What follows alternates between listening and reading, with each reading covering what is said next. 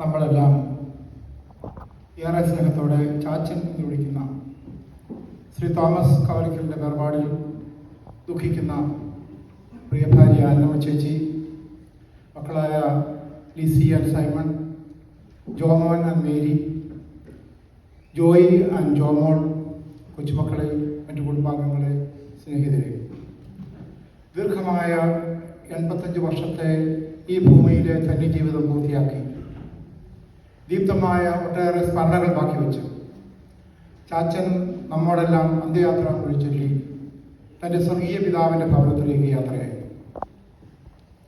മരണമെന്നത് അനിവാര്യമായ ഒരു സത്യമാണെങ്കിലും ഇന്നലെ വരെ നമ്മോടൊത്ത് സന്തോഷത്തോടെ ജീവിച്ച നമ്മുടെ പ്രിയപ്പെട്ടവരിൽ ഒരാൾ ഇന്നില്ല എന്നോർക്കുമ്പോൾ അത് സൃഷ്ടിക്കുന്ന ശൂന്യത വളരെ വലുതാണ്. ചാച്ചന് വാർദ്ധക്യ സഹജമായ പല അസുഖങ്ങൾ ഉണ്ടായിരുന്നെങ്കിലും മരണം ഇത്ര വേഗം സംഭവിക്കുമെന്ന് ആരും പ്രതീക്ഷിച്ചില്ല. പ്രിയപ്പെട്ടവരുടെ വേർപാട് വേദനയാണെങ്കിലും ചാച്ചന് ഒരു ഭാഗ്യമരണമാണ് ലഭിച്ചത് എന്ന് നമുക്ക് സമാശ്വസിക്കാം. 85 വർഷത്തോളം ഈ ഭൂമിയിൽ നിലപാടുകളിൽ അടിയുറച്ച് അഭിമാനിയായി ജീവിച്ചു.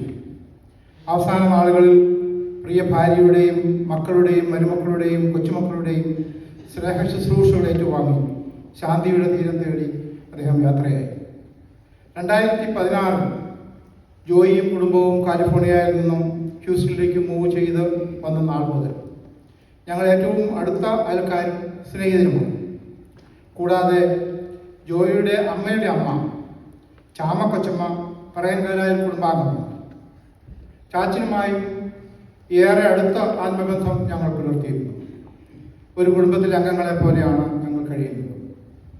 ഒരു കാര്യം കൂടെ സൂചിപ്പിക്കുവാൻ ഞാൻ ആഗ്രഹിക്കുന്നു.